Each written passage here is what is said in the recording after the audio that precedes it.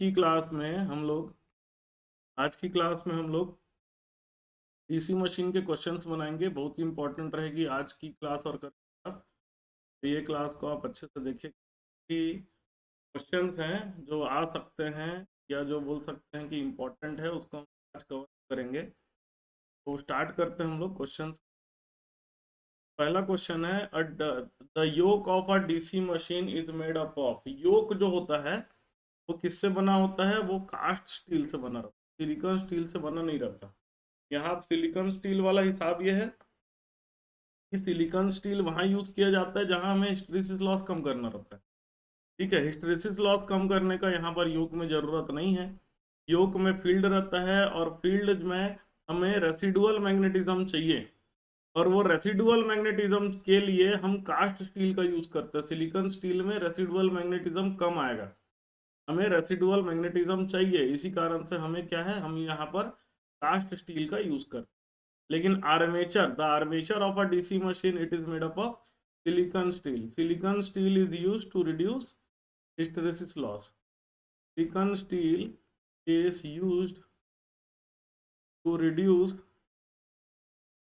hysteresis loss। Hysteresis loss को कम करने के लिए हम सिलिकॉन स्टील को यूज करते हैं। यहाँ पर आर्मेचर में हमें हिस्टेरेसिस लॉस को कम करना है, यहाँ पर हमें रेसिडुअल मैग्नेटिज्म की जरूरत नहीं है। लेकिन योक में रेसिडुअल मैग्नेटिज्म की जरूरत होती है, इसलिए हम यहाँ पर कास्ट स्टील को यूज करते हैं। दोनों को ध्यान से समझिएगा, तो याद रखिएगा। The armature winding of a DC machine is placed on the rotor. Armature winding को हम लोग रोटर में क्यों प्लेस करते हैं? उसको स्टेटर में भी लगा सकते हैं, इसलिए करते हैं क्योंकि बिना रोटर में लगाए कम्यूटेशन नहीं होगा। Armature winding of a DC machine is placed on the rotor to facilitate commutation. Commutation करवाने के लिए हम लोग आर्मेचर को रोटर में लगा के रखते हैं DC machine. The field structure of DC machine, field जो होता है सेलिएंट पोल अरेंजमेंट को यूज करता है, क्योंकि हमें डीसी सप्लाई चाहिए। डीसी आउटपुट हमको ज़्यादा बेटर किस में मिलता है? Salient mode. DC output is better in salient pole arrangement. Salient pole arrangement में बेटर रहता है। ठीक है, तो इसी कारण से लोग डीसी मशीन में सेलिएंट पोल अरेंजमेंट यूज करते हैं। The armature of a DC machine is laminated. Armature को लेमिनेट क्यों करते हैं? हमेशा याद रखना, always lamination is done to reduce eddy current loss. Eddy current loss को कम करने के लिए लेमिनेशन करते हैं। Current in an armature conductor of a DC machine is. DC machine का करंट जो होगा आर्मेचर में क्या बनता है? आर्मेचर में एसी बनता है। हमेशा याद रखना, इंड्यूस्ड करंट जो होगा वो हमेशा एसी होता है। ये क्या होता है? इंड्यूस्ड करंट होता है। Induced current is always AC. किसी भी चीज में इंड्यूस्ड करंट हमेशा याद रखिएगा एसी होता है। फिर जो है by commutation we get out DC output. By commutation we get DC output. Commutation के द्वारा ही हमें डीसी आउटपुट मिलता है। चलिए आगे बढ़े। द ब्रश ड्रॉप कितना होता है? 2 वोल्ट के आसपास, याद रखिएगा इसको। The carbon brush are used in a DC machine. Carbon brush 2 कारण से यूज किया जाता है। ठीक है, कार्बन ब्रश का यूज करने का पहला कारण क्या होता है? इसका टच पोटेंशियल बहुत कम होता है। Touch potential drop is very less. Touch potential drop क्या होता है? काफी कम होता है। पहला रीजन। दूसरा ये है, it polishes and provides lubrication in commutator. घूमते घूमते क्या करेगा? कम्यूटेटर को पॉलिश भी करते रहता है। ठीक है, और ल्यूब्रिकेशन प्रोवाइड करता है। ल्यूब्रिकेशन से जो लॉसेस होंगे, फ्रिक्शन लॉसेस वगैरह, वो बहुत कम होते हैं। ठीक है, ब्रश लगाना जरूरी है, तो ब्रश ऐसी चीज से लगाओ जो लुब्रिकेट करते रहे अच्छे से। ये दो कारण होता है। ठीक है, इसमें भी अगर आपको आएगा दोनों ऑप्शन अगर रहेगा तो आप इसको चुनिएगा। ठीक है, ये मेजर रीजन है, समझे, ये जो है मेजर रीजन है। पहला वाला रीजन भी करेक्ट है, लेकिन मेजर रीजन क्या है? Polishes and provides lubrication in the commutator. In a simplex wave winding the number of parallel path, wave winding में number of parallel path हमेशा कितना होता है? 2 के बराबर होता है, देख चुके हैं पहले ही। The number of parallel path in simplest lap winding, lap winding में होता है number of pole के बराबर, number of pair of pole नहीं, number of pole के बराबर।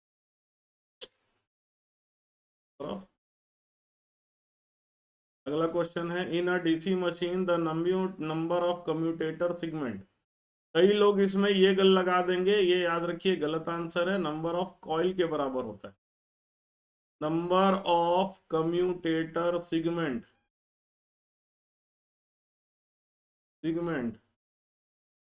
Is equal to number of coil, coil के बराबर होता है। नंबर ऑफ कॉइल किसके बराबर होगा? नंबर ऑफ कॉइल होता है total number of conductor divided by 2। That जो है total number of conductor, total number of conductor. दो कंडक्टर से मिलकर के कॉइल बनता है, इसलिए नंबर ऑफ कॉइल कितने होंगे? Total number of conductors divided by 2। High voltage DC machine use wave winding, high voltage के लिए और high voltage application, high voltage application के लिए वेव वाइंडिंग यूज किया जाता है। Wave winding is used and और हाई करंट एप्लीकेशन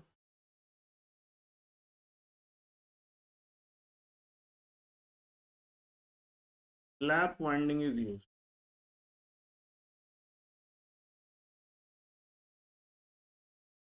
ठीक है, हाई वोल्टेज एप्लीकेशन में wave winding, high current application.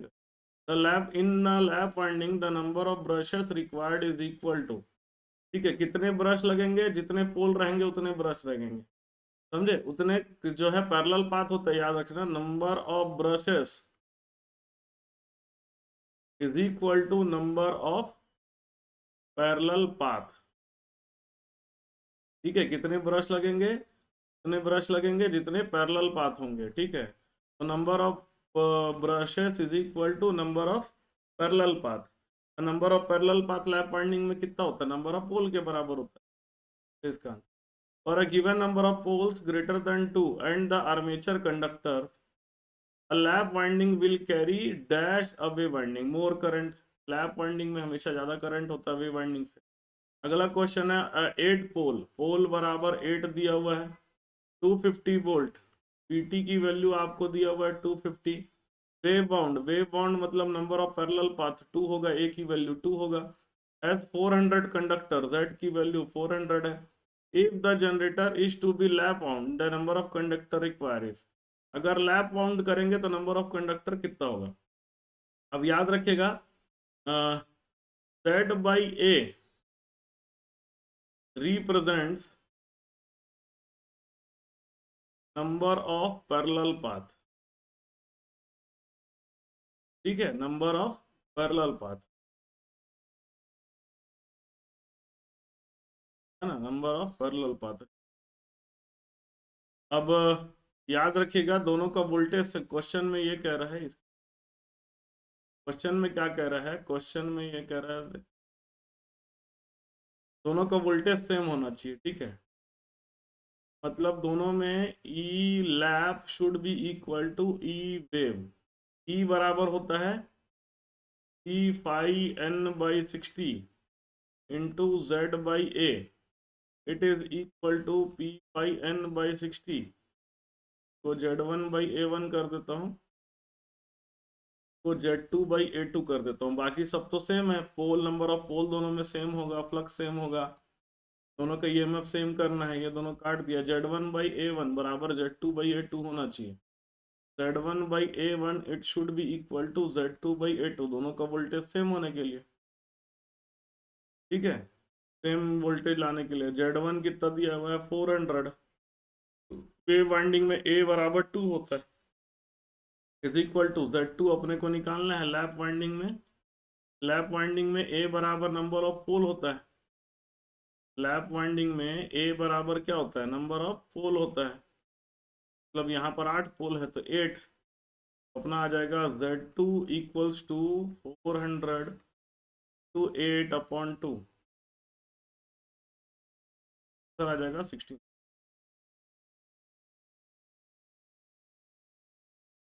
और a given DC generator, the generated voltage depends on, generated voltage का क्या फॉर्मूला होता है, Eg is equal to k phi omega m, k क्या होता है p z upon 2 pi a into phi, तो omega m क्या होता है 2 पाई n/60 होता है ना। अब देख लेते हैं कि generator voltage depends on, flux पे डिपेंड करता ही है, स्पीड पे डिपेंड करता ही है, दोनों पे डिपेंड करता है, ठीक है। तो इसका 6 pole lap wound generator P बराबर 6 दिया हुआ है, लैप वाउंड है मतलब A बराबर भी 6 है, एज 300 कंडक्टर, 3 कंडक्टर को हम लोग Z से रिप्रेजेंट करते हैं। द EMF इंड्यूस पर कंडक्टर, EMF इंड्यूस्ड पर कंडक्टर, EMF इंड्यूस्ड पर कंडक्टर, इसका जब डेरिवेशन हम लोग देखे थे थ्योरी में, EMF इंड्यूस्ड पर कंडक्टर होता है P फाई n/60 के बराबर होता है, ठीक है। P फाई n/60, ये आपको दिया हुआ है 5 volt. The generated voltage, generated voltage कितना होता है P phi n/60 into Z/A के बराबर हो, फाई n/60 आपको 5 दिया हुआ है, Z कितना है 300 और A कितना है 6, आंसर आ जाएगा 250। A DC compound generator having full load terminal voltage equal to no load voltage is called, full load voltage और नो लोड वोल्टेज को हम लोग बोलते हैं फ्लैट कंपाउंड। देखिए इसको हम लोग समझते हैं, जनरेटर का जो इसका एक्सटर्नल कैरेक्टरिस्टिक्स हम लोग देखे थे, अगर हम लोग Eg internal characteristic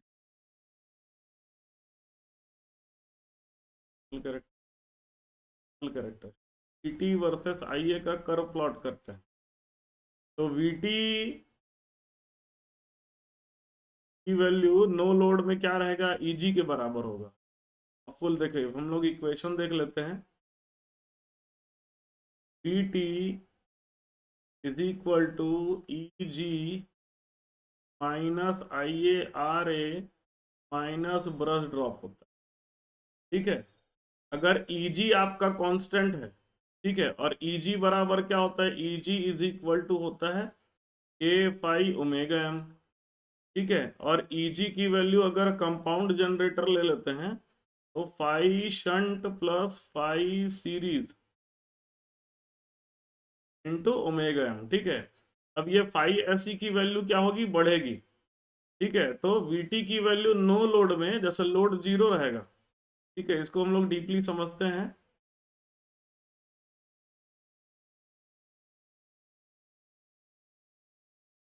eight no load, no load में पाई एस क्या होगा आपका 0 होगा, पाई एस क्या होगा 0 होगा।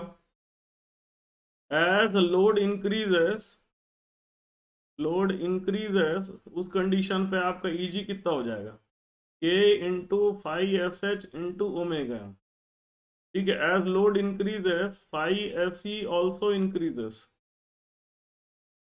तो कंपाउंड जनरेटर में क्या होता है, कंपाउंड जनरेटर पे प्लस माइनस दोनों चीजें होती है, डिफरेंशियल कंपाउंड में माइनस होता है और उसमें प्लस होता है। तो हम लोग देखेंगे जैसे Eg अब क्या हो जाएगा लोड बढ़ने के बाद k i s h plus minus phi s e into omega, ठीक है। मतलब क्या है, लोड अगर बढ़ेगा, लोड अगर बढ़ेगा, लोड बढ़ने से Eg can increase as well as decrease, ठीक है, can increase as well as decrease, और Ia ऑलवेज इंक्रीजेस। अब इक्वेशन देखते हैं, इक्वेशन मेरा क्या है, v T is equal to e g minus I A R a minus brush drop. ठीक है, तो आई ए के बढ़ने से वी टी कम होगा। ठीक है, आई ए अगर बढ़ता है तो उसके कारण से वी टी कम होगा, और ई जी अगर बढ़ता है तो उसके कारण से वी टी बढ़ता है।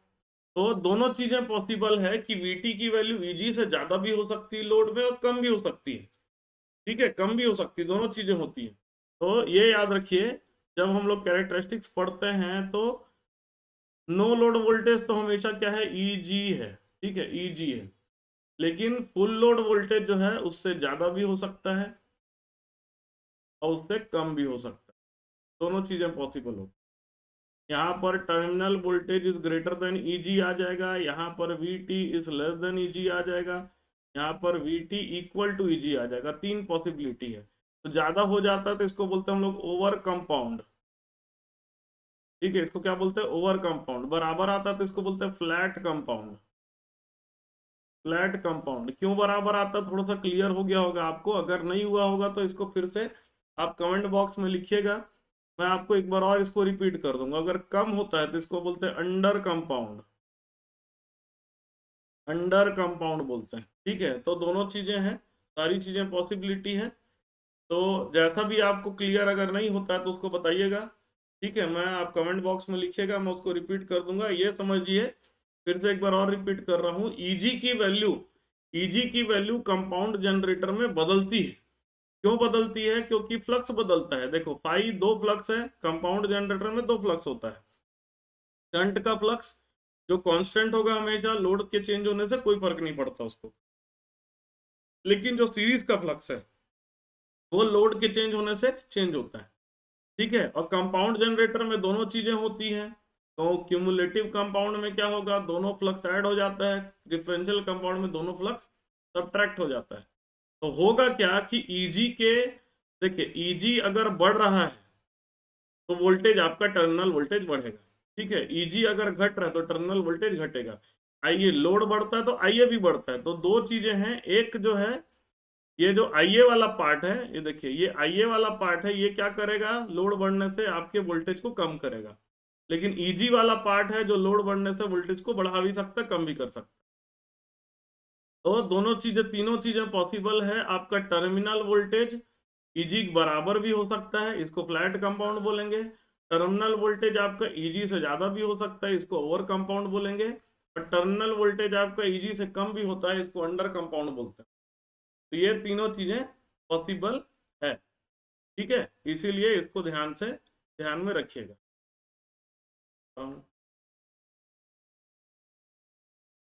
चलिए आगे करते हैं।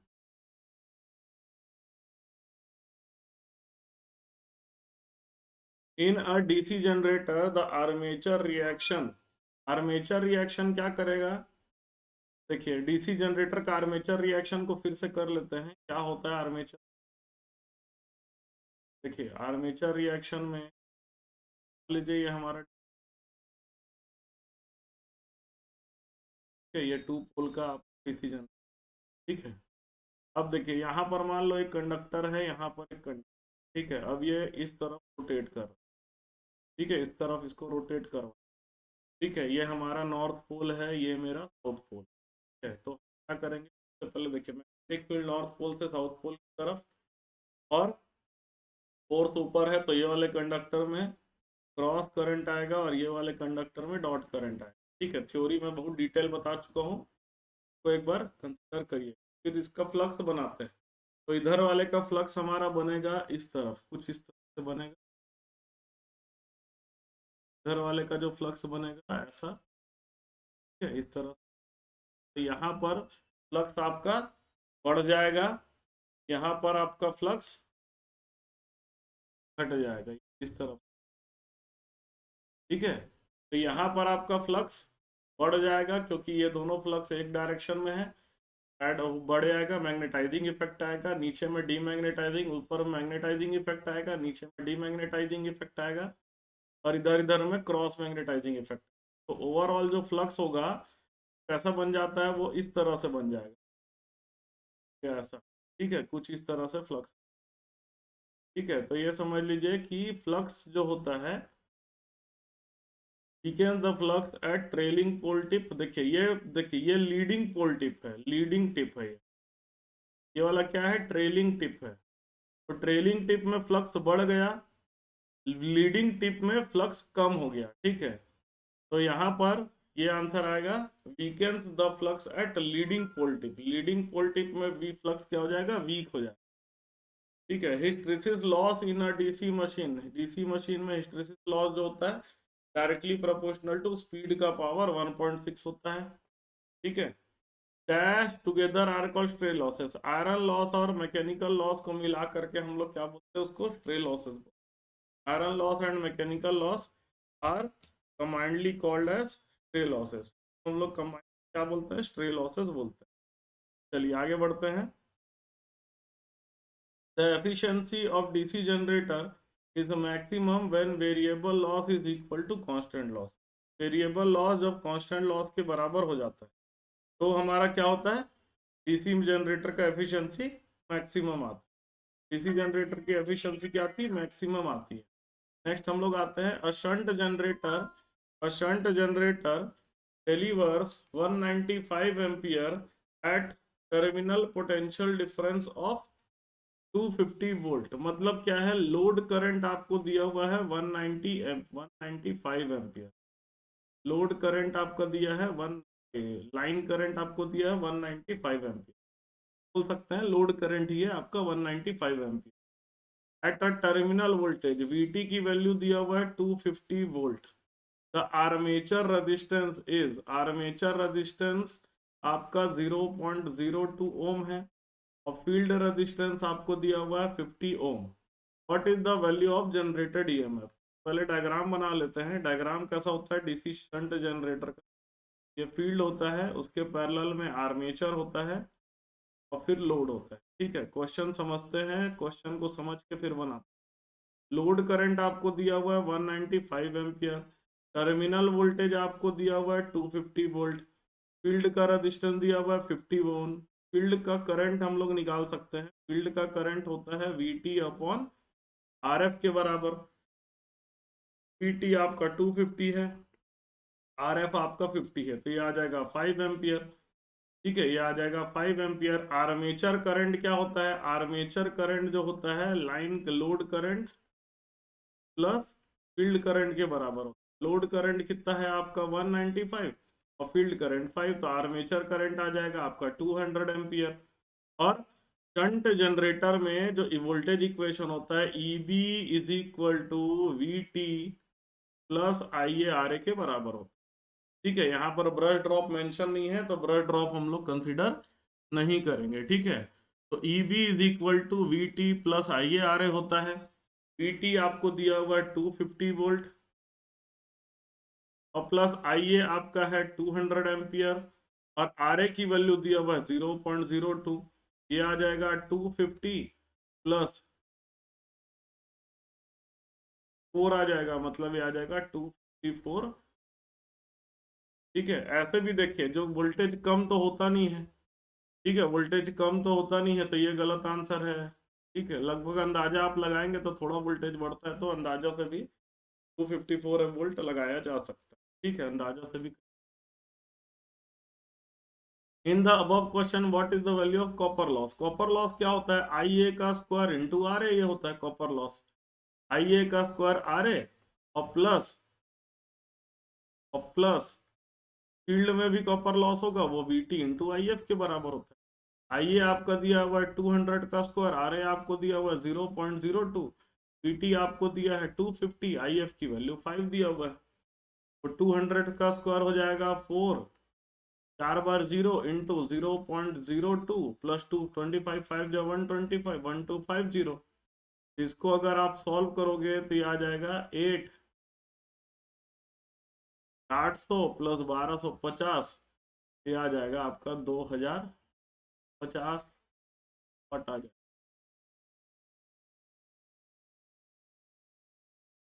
3050। कई लोग ये गलती करेंगे, सिर्फ वाला कॉपर लॉस निकाल का कॉपर लॉस 825 को करेक्ट आंसर कर देंगे।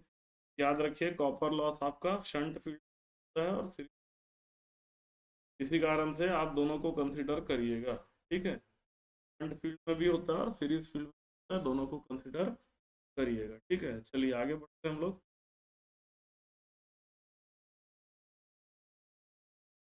आगे बढ़ते हैं। If W C is constant loss, है ना, and R A is the armature resistance of the DC generator, then the load current corresponding to maximum efficiency. ठीक है, डीसी जनरेटर में ये माना जा सकता है कि I L is nearly equal to I A. ठीक है, डब्ल्यू सी आपका कांस्टेंट लॉस है, आर्मेचर रेजिस्टेंस ये है। देखिए अब कॉपर लॉस ज्यादातर कहाँ होता है, ज्यादातर आर्मेचर में ही होता है। ठीक है, तो हम लोग यही कंसिडर करते हैं, आई ए का स्क्वायर आर ए, ये आपका कॉपर लॉस है जिसको वेरिएबल लॉस बोलते हैं, ये आपका डब्ल्यू सी के बराबर, समझे। और आई एल को हम लोग, आई ए को आई एल कहा जा कह सकते हैं, is equal to W C. I L is equal to हो जाएगा W C upon R A का अंडर रूट।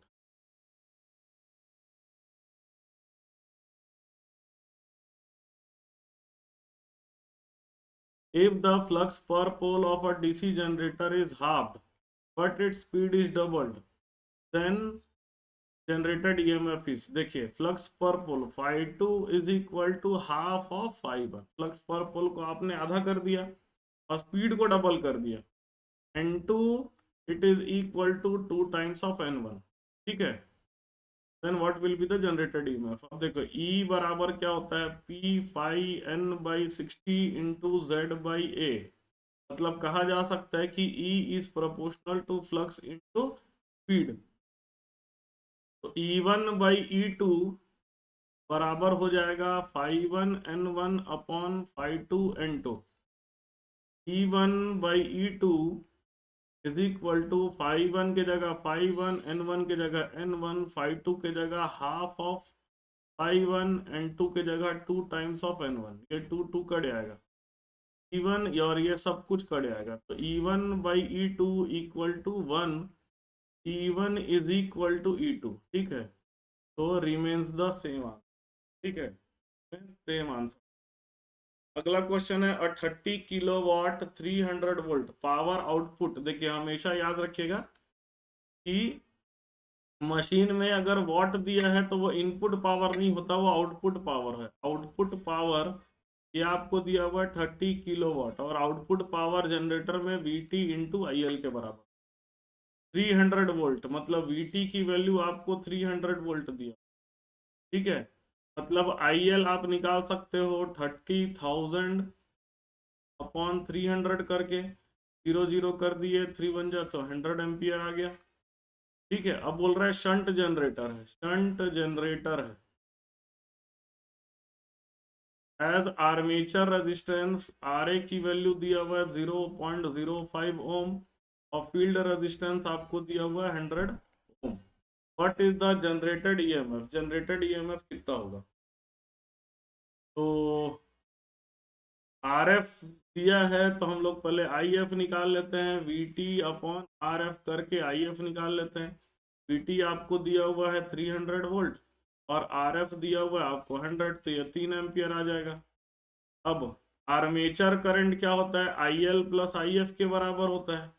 आई एल कितना दिया हुआ है, आई एल आपको दिया हुआ है, आई एल हम लोग निकाले थे 100 प्लस 3, ये आपका आ जाएगा 103 एम्पियर। आई ए आ गया। ठीक है, जनरेटेड ईएमएफ क्या होता है शंट जनरेटर में, E G is equal to V T plus I A R A होता है। ठीक है, तो वी टी आपको दिया हुआ है 300 प्लस आई ए आपका है 103, आर ए की वैल्यू दिया हुआ है 0.05, ये हो जाएगा 300 एक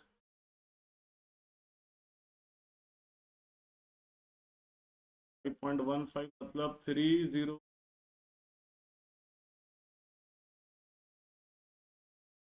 ठीक है, चलिए आगे बढ़ते हैं। किसी भी क्वेश्चन में आपको दिक्कत होगा तो उसको बताइएगा। ठीक है, what is the total power developed when generator delivers full output.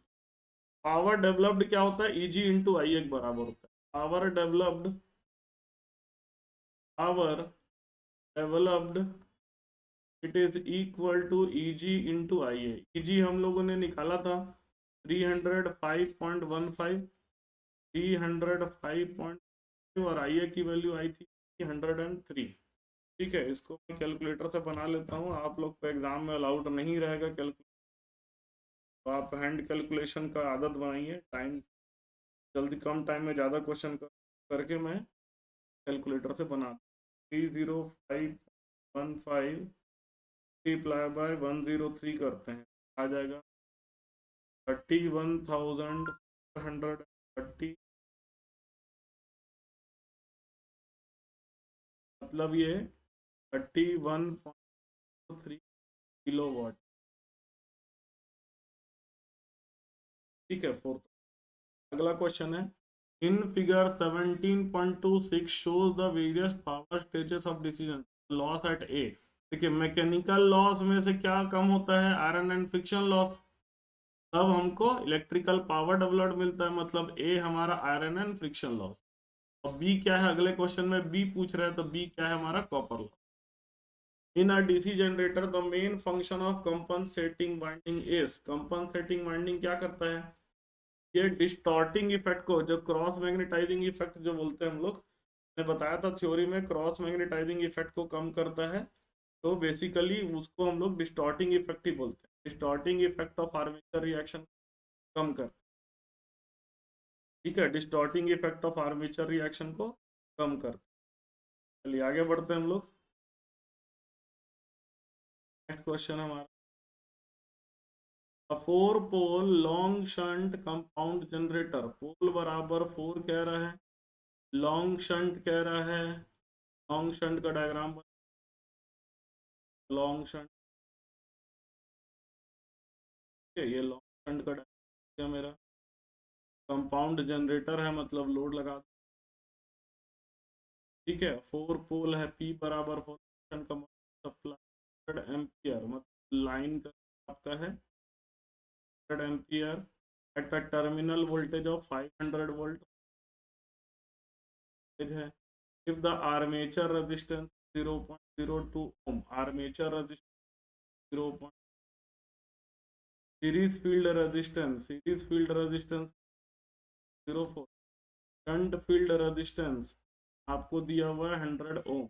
Then the generated EMF is. हम लोग फील्ड करंट निकाल सकते हैं। फील्ड करंट होता है वीटी अपॉन आरएफ के बराबर। वीटी आपका है 500 और आरएफ आपका है 100 आ जाएगा। आर्मेचर करंट कितना होता है? Load current plus field current के बराबर। लोड करंट आपका 100 दिया हुआ है, क्या है ये 105 एम्पियर हो जाएगा। जनरेटेड ईएमएफ कैसा निकालता है? लॉन्ग शंट में जनरेटेड ईएमएफ हो जाएगा plus I A R A plus I A R S ई, ये भी होता है। ठीक है, तो वी टी आपका दिया गया है 500 प्लस आई ए आपका है 105, R A plus R S E, R A आपका 0.04, R S C, sorry R A 0.02 है, 0.02 प्लस आर एस सी 0.04, क्या आ जाएगा 500, 05 इंटू 0.06 आ जाएगा 500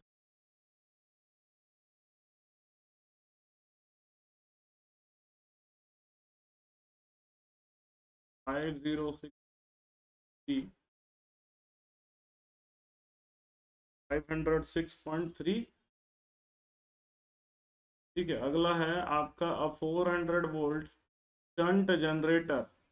ठीक है, 400 वोल्ट का शंट जनरेटर। शंट जनरेटर का डायग्राम बना लेते हैं। ठीक है, हमेशा डायग्राम बनाइए, मैक्सिमम चीज़ें आपको आ जाएंगी। ठीक है, शंट जनरेटर का डायग्राम बना दीजिए। ठीक है, 400 वोल्ट शंट जनरेटर, अब टर्मिनल वोल्टेज आपका 400 वोल्ट। ठीक है, as a full load current, current की वैल्यू आपको दिया हुआ है, लोड करंट आपका 200 एम्पियर का। आर्मेचर रेजिस्टेंस दिया हुआ आपको 0.06 ओम। फील्ड रेजिस्टेंस दिया हुआ है 100 ओम। ठीक है, स्ट्रे लॉसेस आपको दिया हुआ है, स्ट्रे लॉसेस दिया हुआ है 2000 watt. The load current for which the generated has maximum efficiency, ये आपको निकालना है। ठीक है, तो ये हो गया load current at which we get maximum efficiency is equal to constant loss upon RA होता है। कांस्टेंट लॉस ही स्ट्रे लॉसेस है 2000, RA आपको 0.06 दिया हुआ है, ये आपका आ जाएगा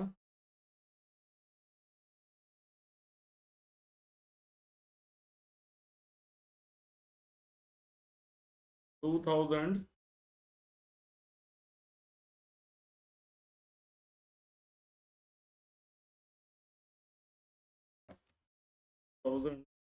अपॉन 0.82।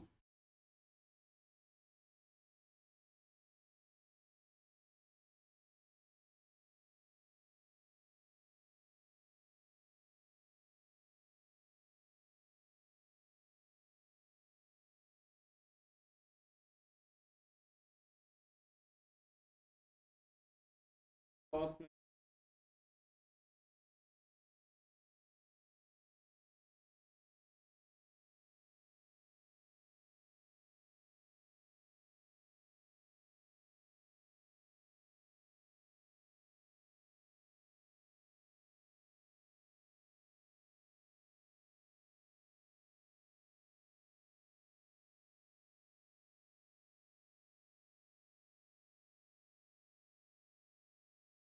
चार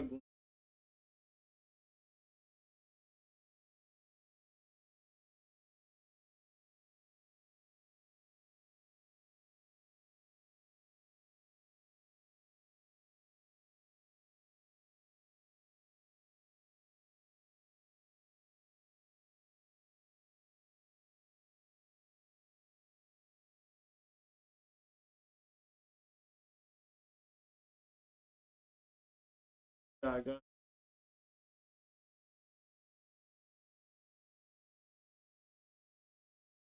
क्या बोल रहा है, 6 pole lap wound DC generator, E बराबर 6 है, लैप है तो A बराबर भी 6, Z 6000 कंडक्टर है, Z बराबर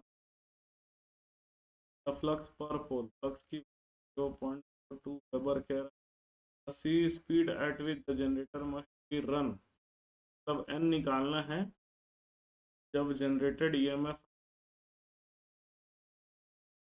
जी का फॉर्मूला होता है P N by 60 Z by A, N निकालना है तो हो जाएगा E G into A into E into, आपका 300 है, ए की वैल्यू 6 है, वैल्यू 6 है, आई की वैल्यू 0.02 है, जेड आपका 6, 6 काट दिए, 1 जाएगा 300/2, तब आ जाएगा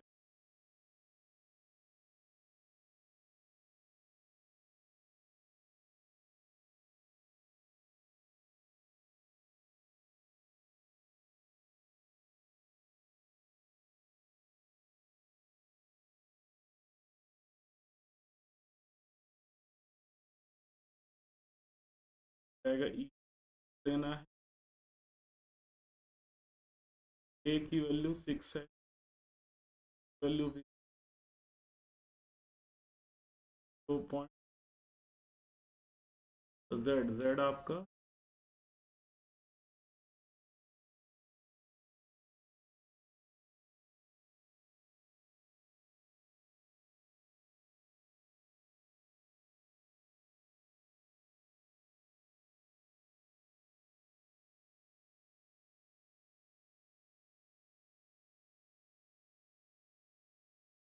150 RPM आ रहा है,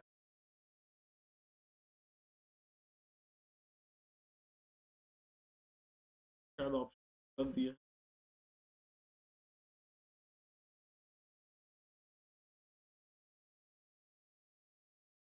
150 RPM। The no load voltage of a generator is 240 volt, no load voltage मेरा EG होता है, and the rated load voltage VT की वैल्यू आपको दिया हुआ है 2 the voltage regulation of the generator. Voltage regulation किसके बराबर होता है? Voltage EG minus on VT multiply by 100 percentage voltage 40 upon multiply by 100 हो जाएगा 20 100 जाएगा 1/11 7 9 90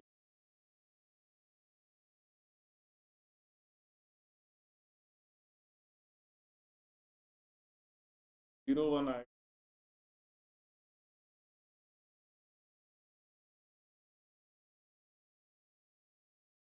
1% 0 आएगा 0।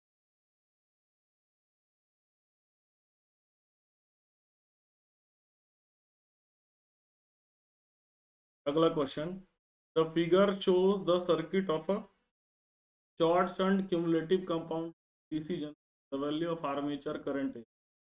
ठीक है, 7.5 किलोवाट है तो लोड करंट लाइन करंट आपका आ जाएगा 7000 अपॉन, ठीक है, करंट आ जाएगा 7000 अप, आपका आ जाएगा 30। ठीक है, अब यहाँ ए पॉइंट का वोल्टेज हो जाएगा A T plus IL into RSC करके VA आ जाएगा। टी आपका है 230 प्लस IL 36, RSC कितना दिया हुआ है 0 का 230 प्लस 6 239.78। IF आपका आ जाएगा VA अपॉन RF, ये आपका है 239.78 अपॉन कट दिया हुआ है, कर दें तो ये आ जाएगा 22.34 ले लेते हैं अराउंड। ठीक है, आर्मेचर करंट आपका आ जाएगा IL प्लस IF कर, IL आपका है 32.6 प्लस IF आपका 2.4 प्लस 2.4 आ जाएगा 35।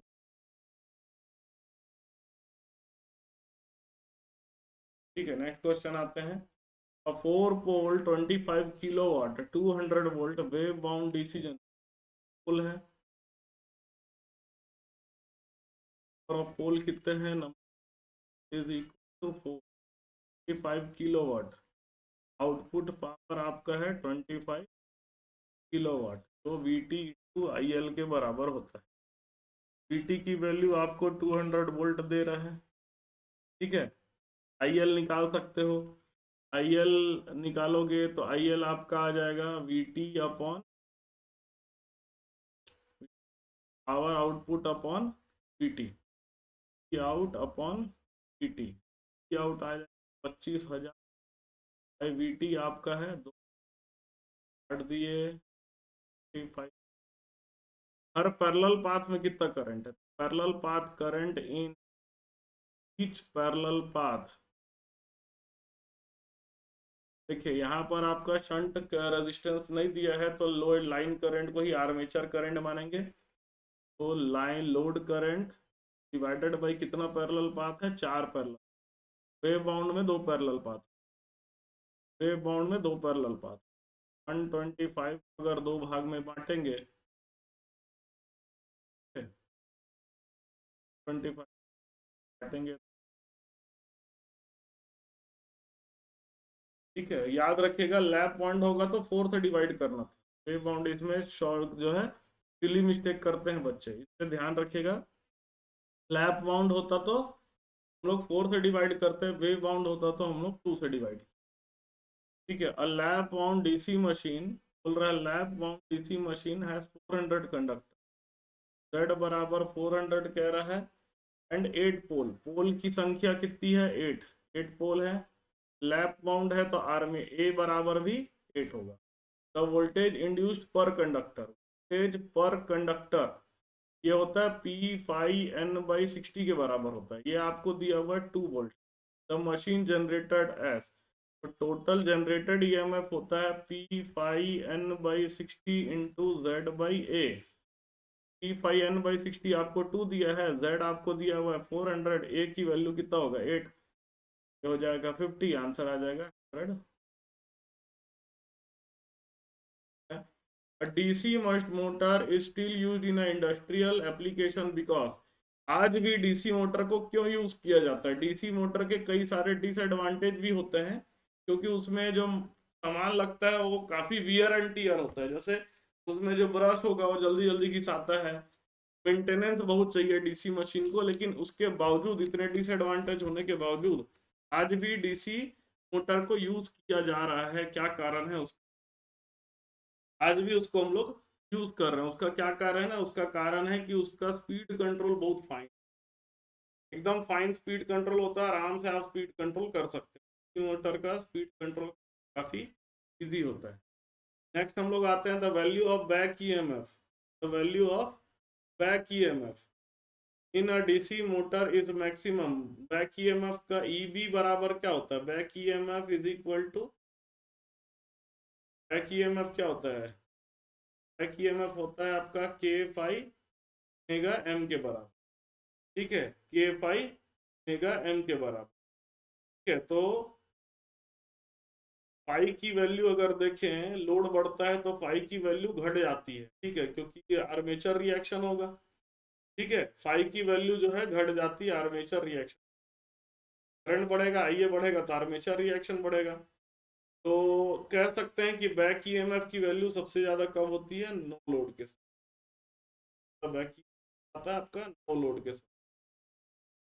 आगे बढ़ता है, when the speed of DC motor increases its armature current. Armature current क्या होता है? Armature current T minus back EMF upon R A होता है। ठीक है, और EB increases with increase in speed. Speed जैसे जैसे बढ़ेगा वैसे वैसे ईबी बढ़ेगा। के कारण से आर्मेचर करंट डिक्रीजेस विथ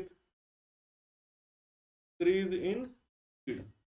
ठीक है, जैसे जैसे लोड बढ़ेगा आपका, सॉरी लोड बोल रहा हूँ, जैसे जैसे स्पीड बढ़ेगा वैसे वैसे आपका ईबी बढ़ेगा, और ईबी बढ़ेगा वैसे वैसे आपका क्या होगा? वैसे वैसे आपका आईए घटेगा। तो क्या होगा? आर्मेचर करंट डिक्रीज होता है। The amount of back EMF of a shunt motor will increase when the load is increased, the field is weakened, the field is strengthened। Field जब स्ट्रेंथ होगा, बढ़ेगा, तो हमारा बैक ईएमएफ बढ़ेगा, क्योंकि load बढ़ने से आपका आर्मेचर रिएक्शन बढ़ता है तो वो बैक ईएमएफ को कम कर देता है। फील्ड वीक होगा तो भी बैक ईएमएफ कम हो जाएगा। तीसरा, फील्ड स्ट्रेंथ होगा तो बैक ईएमएफ की वैल्यू बढ़ जाएगी। चलिए आगे बढ़ते हैं। The speed of a DC motor is directly proportional to. ठीक है, स्पीड का इक्वेशन हम लोग देखे थे। EB इज इक्वल टू क्या होता था? स्पीड का equation EB is equal to होता था dt minus IA/RA।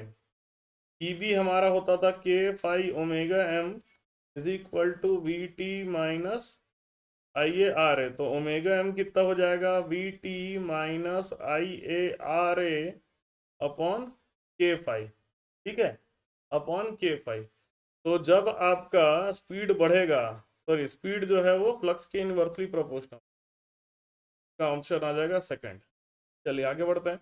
The shaft torque in a DC motor is less then total armature torque because dash in the, तो देखो शाफ्ट टॉर्क आर्मेचर टॉर्क से कम क्यों होता है? क्योंकि आर्मेचर पावर के बाद, देखिए पावर स्टेज अगर हम लोग देखते हैं तो इनपुट पावर होगा डीसी, फिर हमारा कॉपर लॉस होता है, फिर हमको आर्मेचर पावर मिलता है, फिर आयरन और मैकेनिकल लॉस होता है, तो हमको शाफ्ट पावर मिलता है। शाफ्ट पावर कम क्यों होगा? आयरन और मैकेनिकल लॉस के कारण से। ये आंसर आएगा थर्ड। ठीक है, the torque developed by a DC motor is directly proportional to, T का फॉर्मूला हम लोग देखें, के फाई आई ए। तो फ्लक्स पर पोल और आर्मेचर करंट दोनों पर डिपेंड। आगे बढ़ते हैं।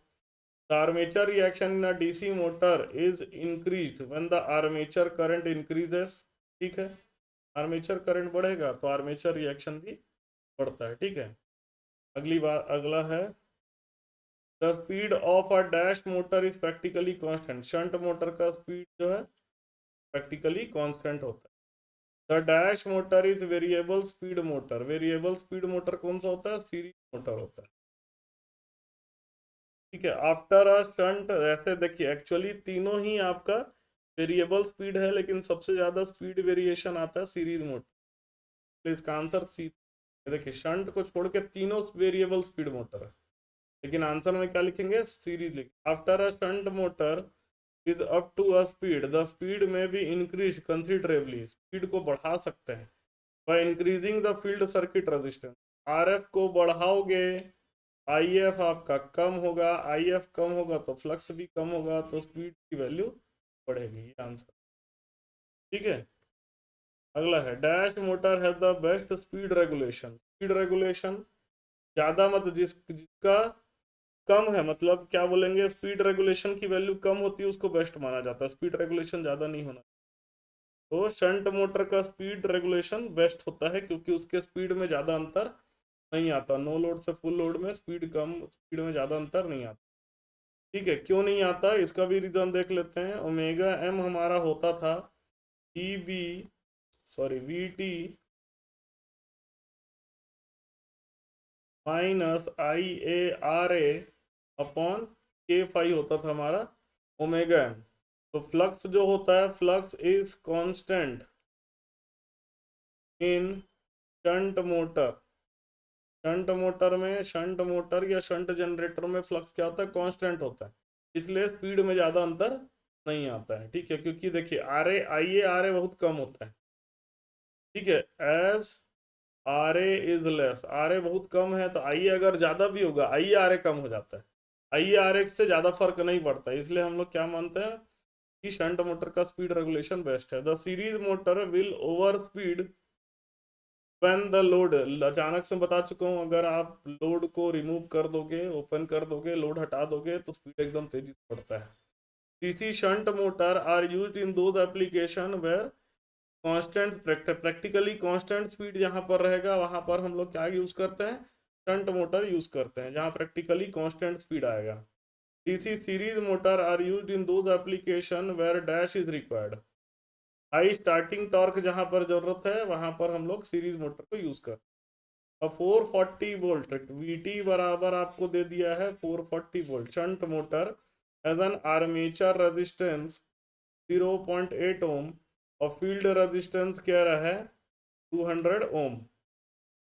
Find the back EMF when giving an output of, output आपको दिया हुआ है 7.46 किलोवाट, एफिशिएंसी दिया हुआ है 85%, पर यूनिट में लेंगे तो 0.85 पर यूनिट आ जाएगा। ठीक है, तो input power, output power by input power, देखिए output power upon input power, ये एफिशिएंसी आएगा पर यूनिट में। इनपुट पावर मैं निकाल सकता हूँ आउटपुट पावर अपॉन एफिशिएंसी करके। आउटपुट पावर आपको दिया हुआ है 7.46 किलोवाट, तो ये हो जाएगा 7460 वाट अपॉन एफिशिएंसी 0.85, तो ये आ जाएगा आपका 7460 अपॉन 0.85 कर देते हैं।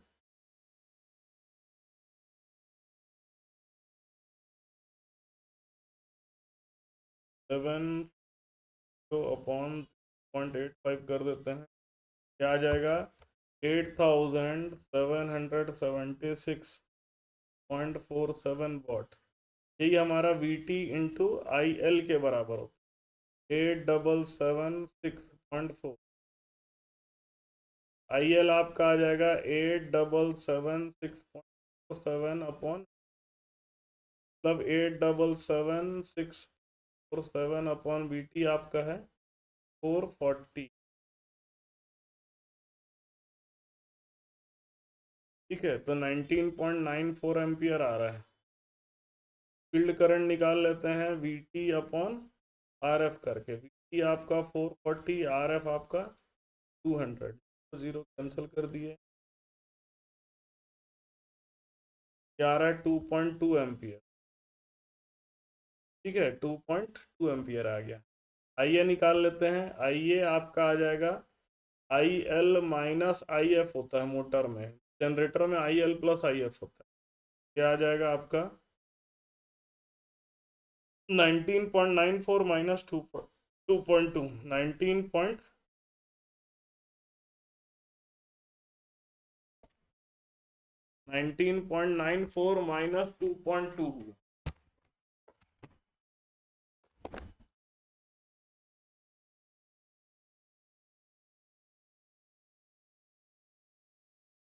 3.94 प्लस 2 आ जाएगा आप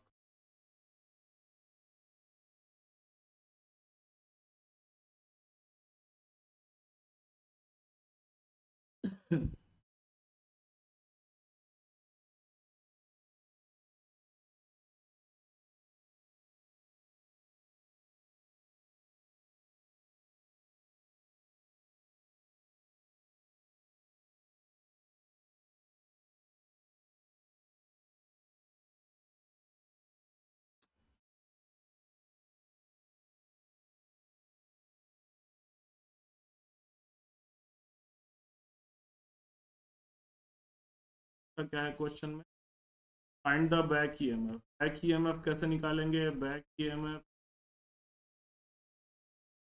आई आर ए होता है। ई आपका 440 है, आई ए आपका 4, आर ए कितना दिया हुआ? 0 जाएगा 440 माइनस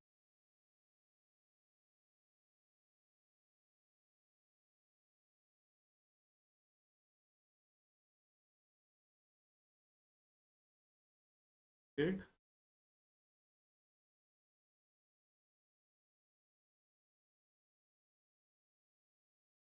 अगला क्वेश्चन है, a 240 volt DC shunt motor, D की वैल्यू आपको कह रहा है 240 volt DC shunt motor. Shunt motor takes a total current of 3 ampere. ठीक है, आई एल की वैल्यू कह रहा है 20 ampere. Resistance of the shunt field, R F की वैल्यू दे रहा है 200 ओम। That of armature, R A की वैल्यू दे रहा है 0.3। What is the current in the armature?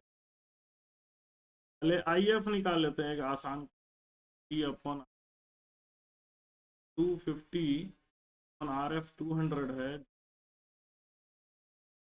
आ जाएगा 5 एम्पियर। आर्मेचर करंट कितना हो जाएगा? लाइन करंट आई एफ है, आई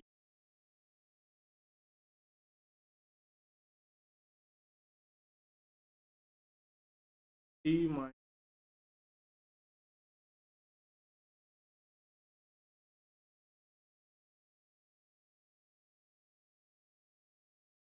ठीक है, in the above question what is the approximate value of back EM?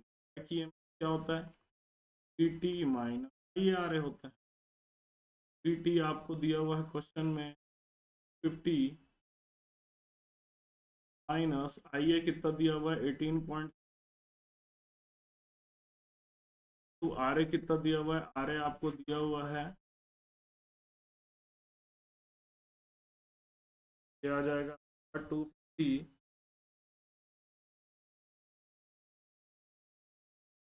आ जाएगा 4।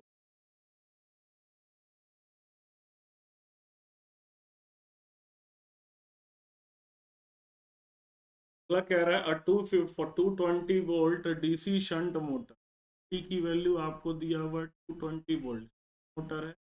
एक साथ टोटल करंट एल की वैल्यू दिया हुआ है 80 ampere, runs at 800 RPM, 800 RPM में रन कर। Resistance of the shunt field, R F की वैल्यू दिया हुआ है 50 ohm. Rate of armature, armature resistance दिया हुआ है। The iron and friction losses, ठीक है, iron plus friction loss plus of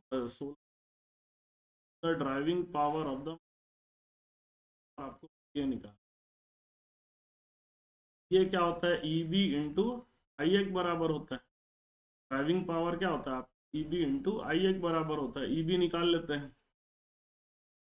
ठीक है, पहले आई ए निकालना, पहले आई एफ निकालते, आई एफ क्या हो जाएगा आपका, B T upon R F, B T आपका 220 दिया है, आर एफ आप टी, जीरो कैंसिल हो जाएगा,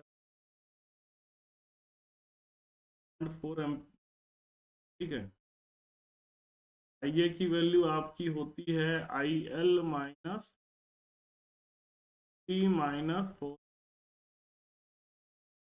45 आ जाएगा।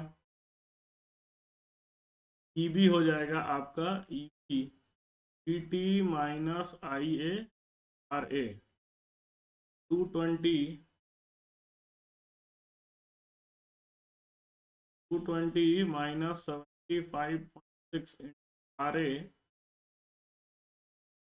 जाएगा 220 माइनस,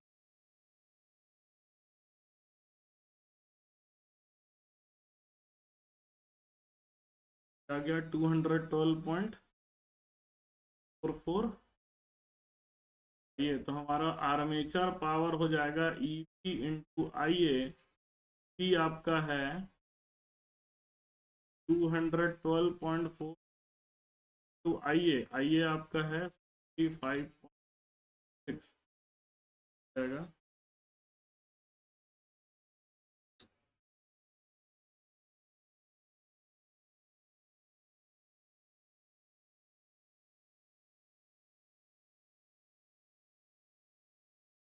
सब 16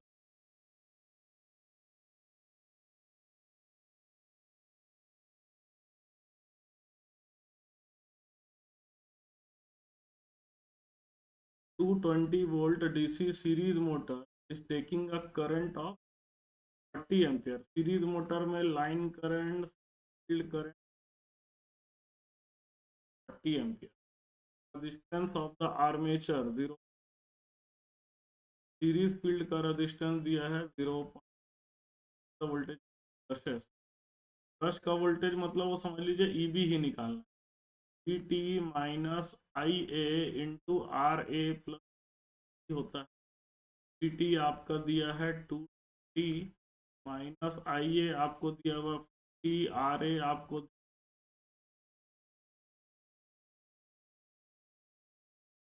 220 माइनस टी इन पॉइंट। ठीक है, तो 220 प्लस टी इन 90 वोल्ट,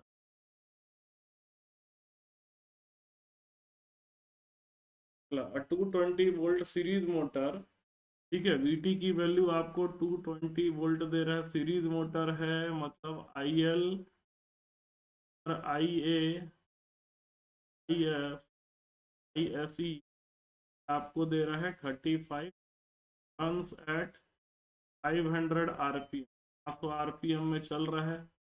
आर्मेचर रेजिस्टेंस आपको दे रहा है 0.5 ओम, सीरीज फील्ड रेजिस्टेंस आप 3 ohm. If iron and friction loss, iron और लॉस ये क्या है 600 watt, the armature torque, armature torque जो होता है टी ए कहते हैं, टी ए ये होता है P A upon omega M, मतलब E B I A upon M ये होता है। ठीक है, पहले हमको ई बी निकालना पड़ेगा, आई ए तो दिया हुआ है, ई बी हमारा क्या हो जाएगा, ई बी हमारा हो जाएगा T I A R A plus R S C, P T आपका 220 वोल्ट है, आई ए की वैल्यू कितना दिया हुआ है 35, तो आर ए कितना दिया हुआ है 0.25, आर एस सी दिया हुआ है आपको 220 माइनस 35 इंटू 0.55 हो जाएगा, 220 माइनस 35, आंसर आ जाएगा 0.55। 15। ठीक है, उसके बाद हम लोग क्या करते हैं, ओमेगा एम निकाल लेते हैं। ओमेगा एम कैसे निकालेंगे, ओमेगा एम निकालेंगे 2πn/60 करके। ये हो जाएगा 2πn की वैल्यू मैं 500 पुट कर देता हूँ, इंटू पाई इंटू 500 कर दिया, आंसर आ जाएगा 52.35। आर्मेचर टॉर्क हो जाएगा आपका EBIA 200.15 into IA 35 on M 52 हो जाएगा 200.5 35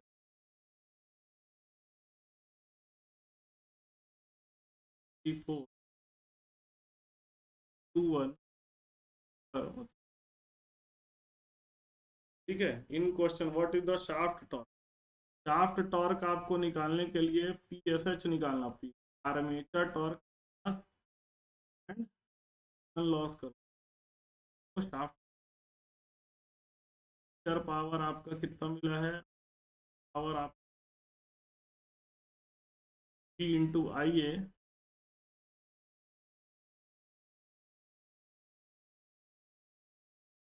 P इंटू IA आपका हो जाएगा EB आपका 3.5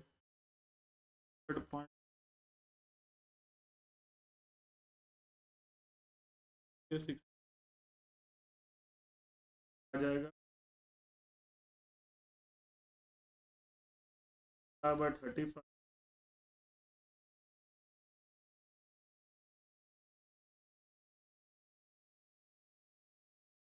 शाफ्ट टॉर्क आ जाएगा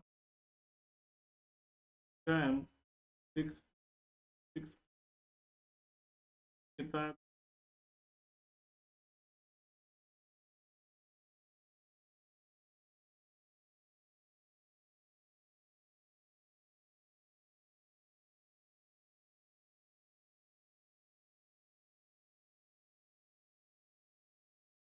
what is the overall efficiency, overall efficiency हो जाएगा आउटपुट पावर ही मेरा होता है शाफ्ट पावर।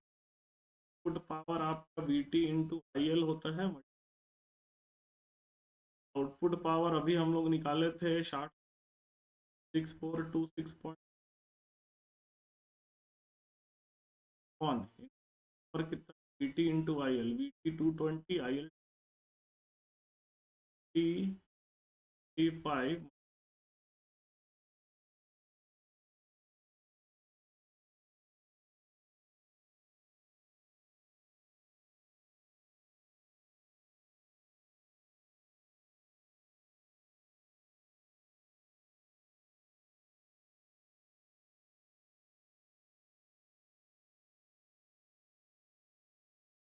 3